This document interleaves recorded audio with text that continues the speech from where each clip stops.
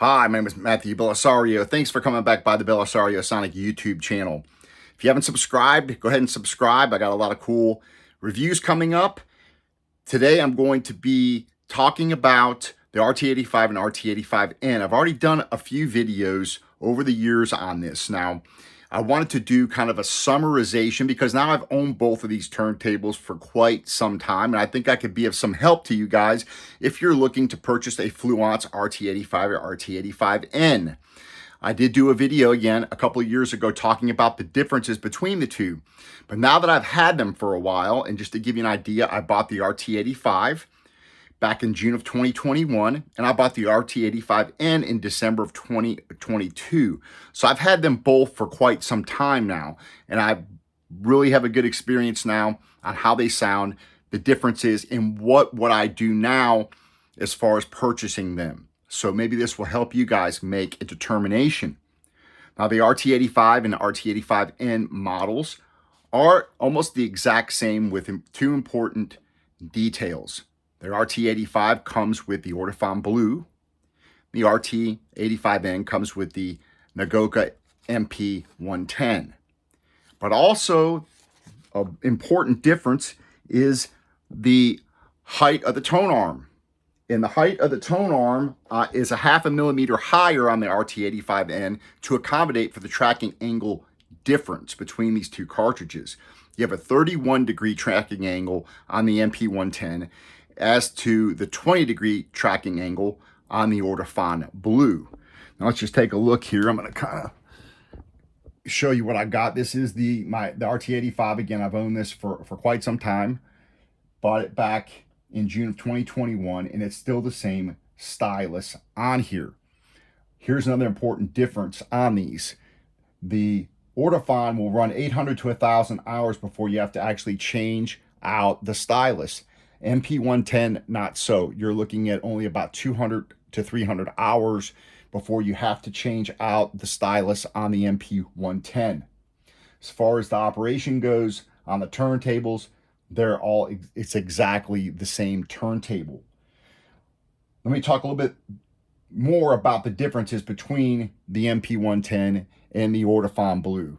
You can see here, just to give you a quick rundown, because I always tell you guys what I'm doing my reviews on, and that's I'm using these Yamaha HSH, which I think sound fantastic, and they don't add a lot of coloration to the sound, but I do have a Shipmoney preamp over here that I run through, and that just gives you an idea of what I'm using here in the listening room, and that's where I like to have this.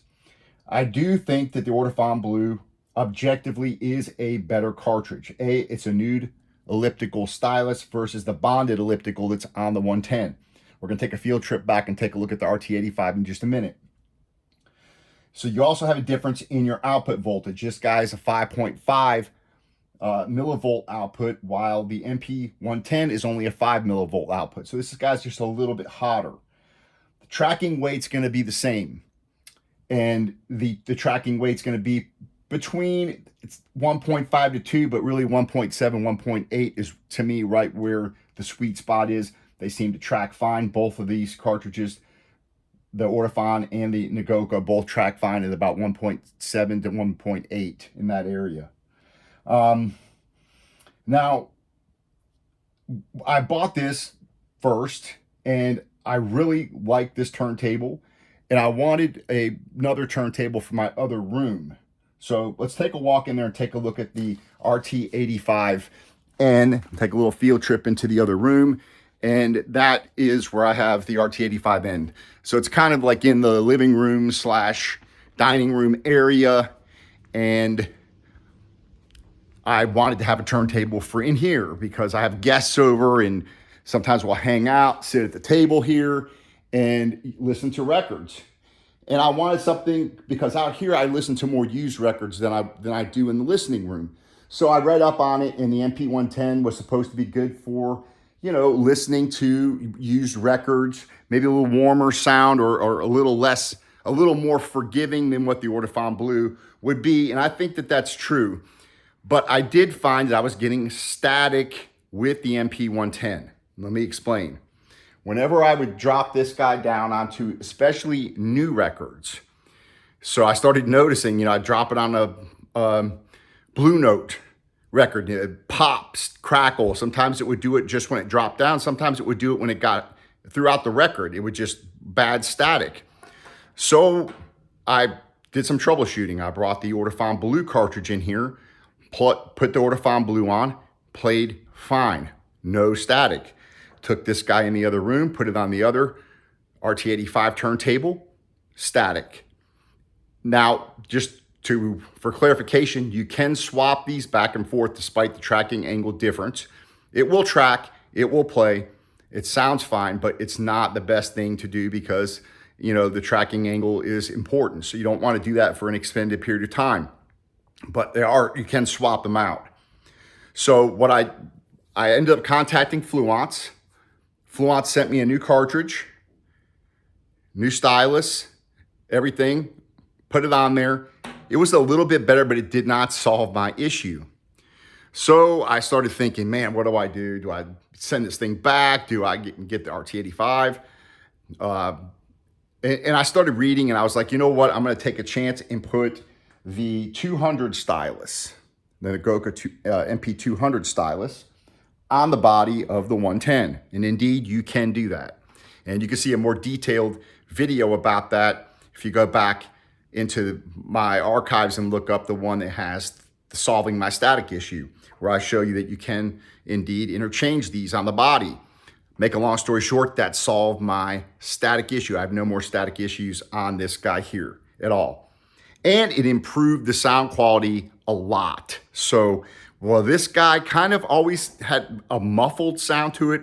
Personally, I didn't think it sounded, maybe it's just because I'm so used to hearing that Ortofon Blue, and especially on that system in there, that when I played it on here through my old Harman Kardon, I'm using Triangle Borea 3 speakers in here. So it's definitely colors the sound differently, whereas those Yamaha HS8s are very true speakers. These definitely add some color. And I've got also a Impapa tube preamp in here. So it's not comparing apples to apples, that's for sure. That's very, very obvious. But if I bring the Ortofon Blue and put it on here, it was always definitely a noticeable difference, improvement over this. So when I got the MP200 and I put it on here, it solved my static issues.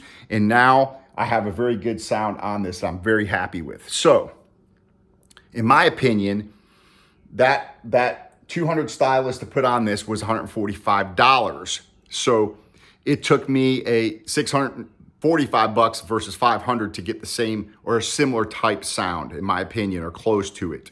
They still sound a little bit different, but all things being equal, I would now say that I would probably buy that Ortofon Blue, the RT85. I would probably get that if I had to do it all over again. I'd have two of those. Just would have made it a whole lot easier for me, and I would have had the sound that I wanted. So again, it's going to depend on what system you're playing it through. Everybody's got their own opinion, so I'm not putting down the Goka cartridges. Again, I think it sounds great with this 200 with the 110 body. It sounds really good in here, and I'm happy having that. And also, it's kind of nice that if I'm playing junkier used records, I don't have a lot of junk, but if it's not quite, the records are a little used and they may have some pops and stuff, then I'll put this MP110 on. And that saves my 200 stylus from getting chewed up. Now let's talk about, let me give you a summary of what I really like about these Fluance turntables, both the RT85 and the N. For one, easy setup. So for you newbies out there that maybe want to spend a little bit more money than like maybe one of the Audio Technicas that are $250, $300, $350, these might be a good purchase for you because they're easy to set up. The tracking weight and the anti-skating, both adjustments on here are easy to set. I do recommend getting a scale so that you can make sure that you're close. You may have to do some fine adjustments. I like that. It's very easy to set up within 15 minutes. By the time you get at your door, 15 minutes later, you can be spinning records. I also like the fact that it does have the dial here. So compared to my Rega Planar 1, which we're going to take a little field trip and stop by that before the video's over, I do like having the selector switch for 33 and 45, where the Rega, you have to actually take the platter off and move the belt, which I just can't stand that. So I do like the auto shut off feature here. So this does have auto shut off. Doesn't always work. It depends on the run out groove on the record. Sometimes it won't stop, okay? Just gonna tell you that. Most of the time it stops fine. And it does take a minute for it to stop. It has like a time, some kind of a timer on it. But I do like the auto shut off feature. I do like the acrylic platter. Now they do make the step down that will come with the Ortofon Blue without the acrylic platter. It'll save you $50. So that might be something, you know, if you don't care about the acrylic platter. I like it. It's a really heavy platter, and I don't have any static issues to speak of at all with that acrylic platter. So I do like that. I also like, most of all, is this bayonet connector. So it's a twist-on bayonet connector. So I can have this guy laying there, and when I want to put this guy on, it's as easy as twisting off the old one and twisting this one on and putting it right on there. And I really like that feature, contrary to what the Rega, it's a fixed head shell on the planar one, and it just sucks to change it out. It's way more, it takes more time. Now, for those of you guys out there that work on your turntables all the time, it's not a big deal to you, but I'm speaking more to the newbies, or more to people that don't want to have to fiddle with that stuff. There's some people that are technically inclined, and some people that just don't want to screw with it. And that makes the Fluance, to me, very easy to deal with, because I can get my cartridge on here, get it all lined up, and I can have spares, and I can pop it on, or I can have my 110 here and my 200 here, and they're easy to swap out. So I like that. One thing I don't like, and this is that you can't adjust the height of the tone arm. You don't have that option on the Fluance. So I do recommend sticking with the family that it comes with. It makes it way easier. And I think with this price of a turntable, you're spending $500, you have enough selection from the Nagoka family or from the Ortofon family that you can stick with the tracking angles. You don't have to mess with it. And you can upgrade to your heart's content up to what this type of turntable, this mid-level type turntable is worth upgrading to. Nobody's gonna go put a $2,000 cartridge and stylus on this, okay? So, you know, the Ortofon Blue, you might wanna go up to the next level on that. You might wanna, you know, go up to the bronze on the Ortofon. You might wanna move up to the 300 or whatever it is for the Nagoka. And you can get up to a high enough quality where you're not gonna need to go crazy with this, okay? So I would say that this is a mid-level turntable, great for beginners or people that just want to spend a little more money than entry-level tables that won't destroy your records. And you've got, you know, you can set everything up, your tracking angle, your tracking weight, and your anti-skating, and you've got a nice, decent playing turntable. It sounds decent on a mid-level system. I think that this is a great buy. So if you want to get something that's going to be more where you can tinker with it, you can adjust your tracking angles, and you can put a lot more expensive cartridges and change, you know, then get something different. If you're looking for something that's mid-level, sounds good, is easy to deal with, you get bang for your buck, the RT85 and RT85N are great options. Now, for me to close out here, I'm gonna say if I had to do all over again, I think I said this, I would get the RT85, just because I like the Ortofon Blue sound. It's bright, has a nice sound stage. It sounds great with jazz records. In my listening room, it certainly shines in there. If you're a big Nagoka fan and you like this family of cartridges, I'm not gonna steer you away from it. There's some people that really love these.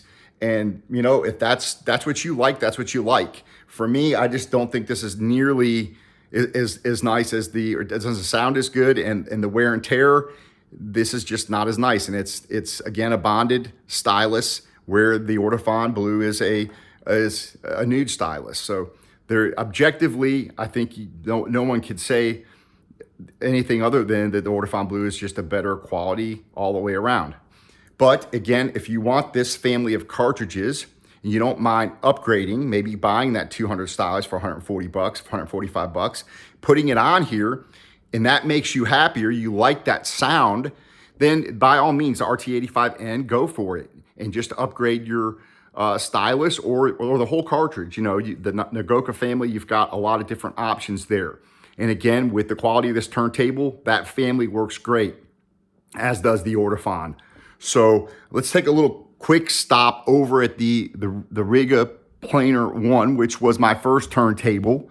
Well, it wasn't technically my first turntable. I did have an Audio-Technica that I no longer have.